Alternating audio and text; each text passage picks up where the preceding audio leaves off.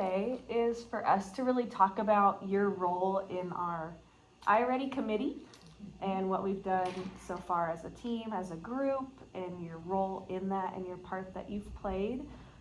So my first question for you is I just want you to start by highlighting your experience as you've contributed to this team and how it's impacted your leadership skills.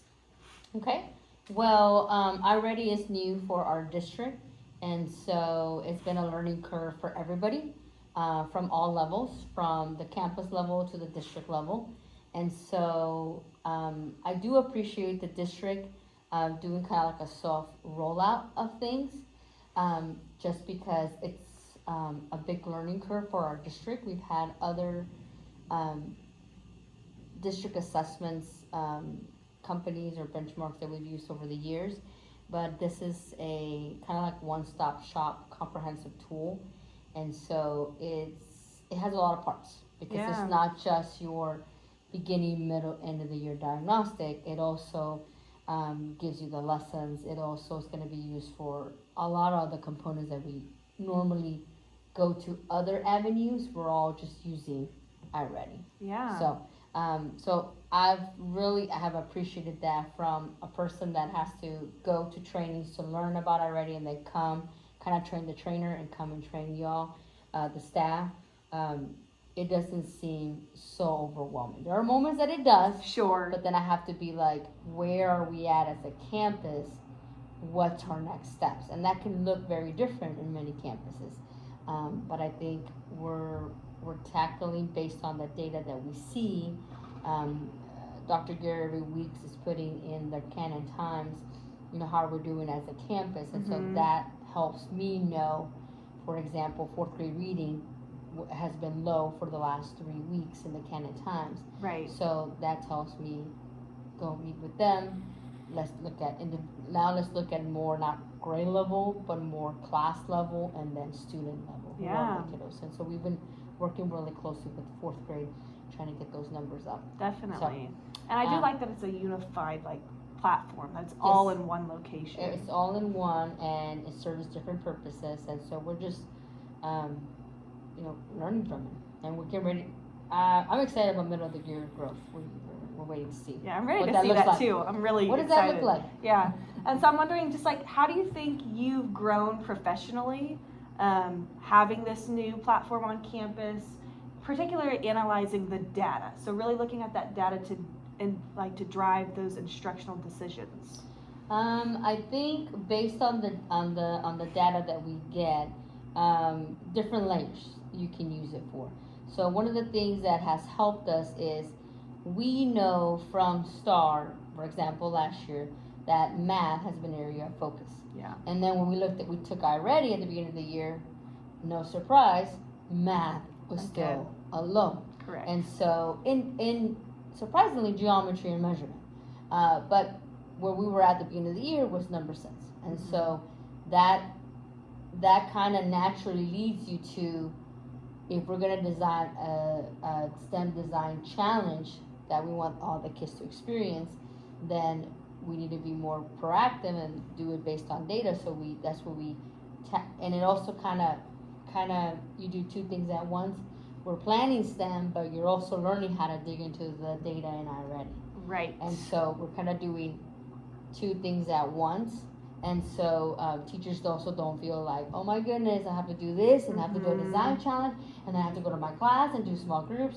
It's just all naturally just comes together. And then our curriculum also changed, our science. Yeah. And so the design challenges that we're used to been doing at the beginning of the year, we can't in many instances because that standard no longer is applicable, or it changed, or it's at a different time of year. And so in order to kind of bring everything together, it's like, well, we're going to focus on math because I know science has changed. Don't put too many, unknowns, criteria variables.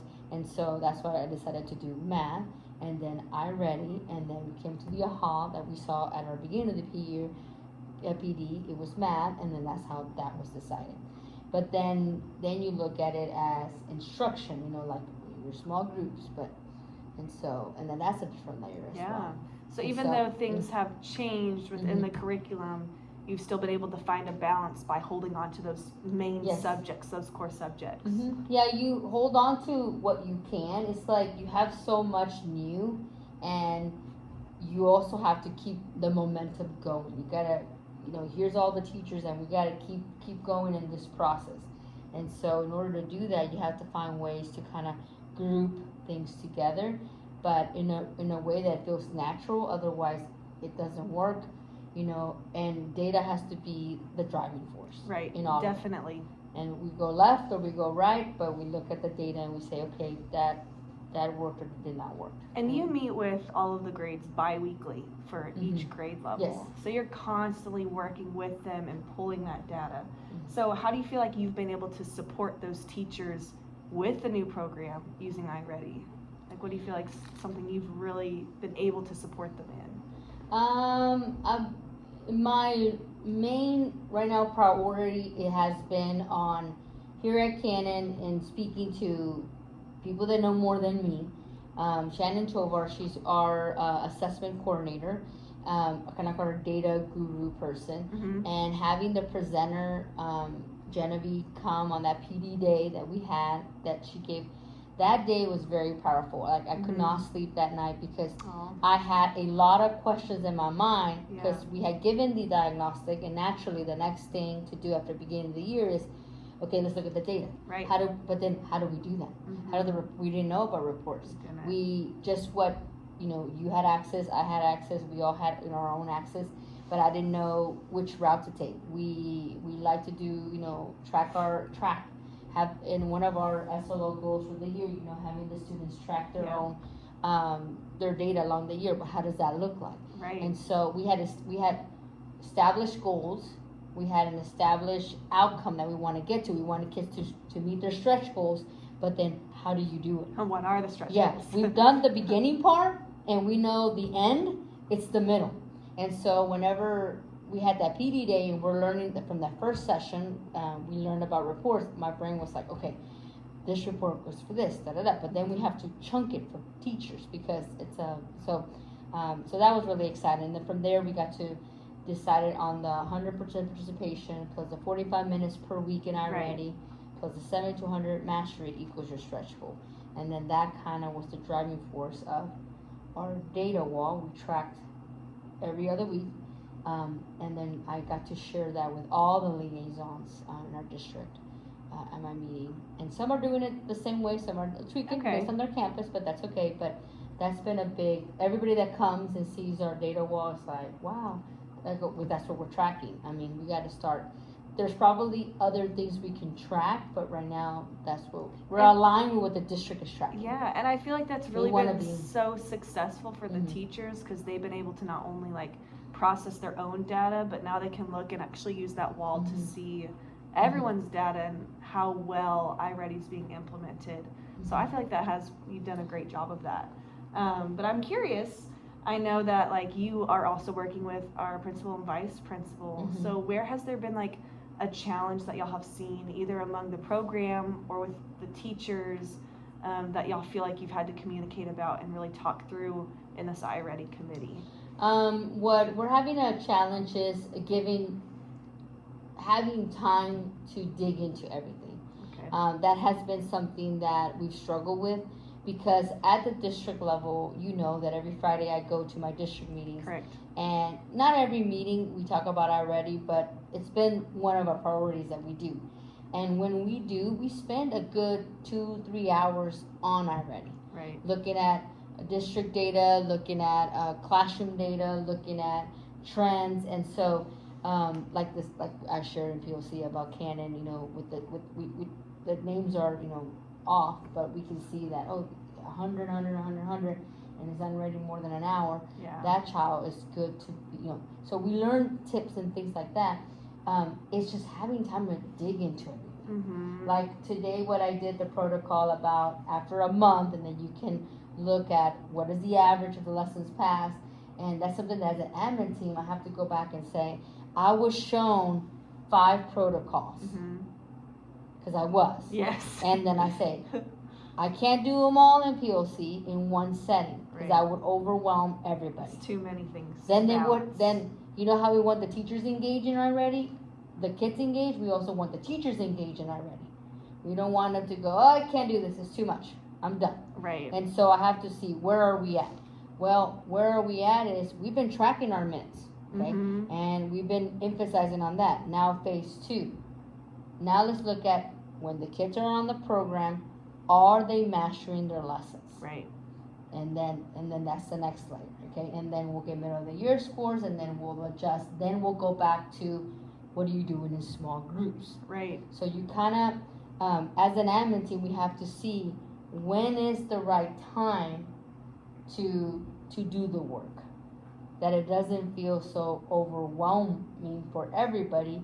But also we want good data. You know, we don't want to also tell the kid, I want you to do this, all these 10 assigned lessons plus 45 minutes already, and you better pass it on. Right. On top of the new curriculum. On top that of the they're curriculum that implementing. they're learning, and then some kids have other programs that they have to, requirements they have to do, and so, and everything else that gets layered on. So that's something that as an admin team, Okay. we really try to look at all the bucket loads of information that is coming, because even though it's slow, it's still a lot. All right. Okay. So I want to go ahead and start this meeting. Really, I just want to talk about and think about when we first started this whole process out with our committee, and how did we get others to be involved in this plan? Specifically, what do you think we did to help get buy-in from the team and actually just work together on this? So I think I tried to give teachers a sense of ownership by making this feel like more of a campus-driven initiative rather than like a top-down directive. Yeah. For example, when we met with the grade level representatives over the summer, I asked them to brainstorm different ways we could align iReady with our STEM focus, and I think that really helped us refine the plan before we presented it to everyone on campus. Sure.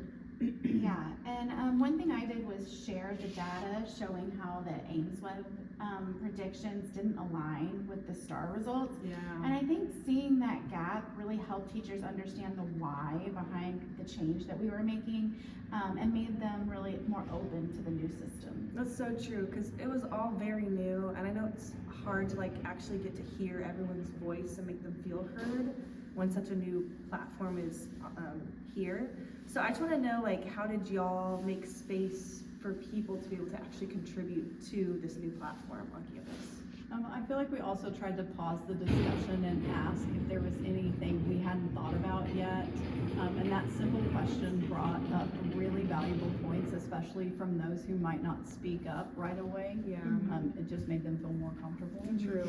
I think the small group discussions during PLCs were helpful. Breaking it into grade level groups actually made everyone feel more comfortable with Right. speaking up and being able to share, and then we were able to bring those ideas back to the larger group. That's so true. And I just really feel like there's also some moments though where there were challenges, like there's always roadblocks when we do new things like this. So what were some things that you noticed that we faced, but we were able to overcome it? I remember when some of the teachers were resistant to the competition aspect of those campus goals. Yeah. So we adjusted by focusing on how the competition would be or could be more motivational for students instead of a pressure point for teachers, which I think helped shift that perspective. Definitely. Another challenge was making sure that everyone had enough time to integrate this into their routines. So we worked through it by embedding the supports into their structures that were already existing, like PLCs and walkthrough feedback, which made it feel more manageable. Yeah, and I think having that and that consistency with those teams made it flow so smoothly. But I was honestly just really proud of us as a team and how we've kind of worked through this new program. And so I wanted to know, how do you think that's helped us stay on the same page and move forward together? I think just making adjustments based on the feedback is always key.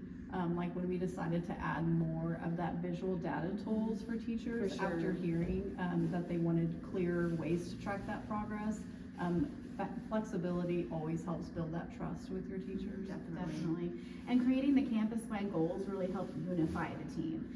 It gave us something tangible to work toward together, and it kept everybody motivated. Yeah, I really feel like we just worked so well collaboratively, and thanks for reflecting about this, because I was just excited that we got to do this year. Yeah, thank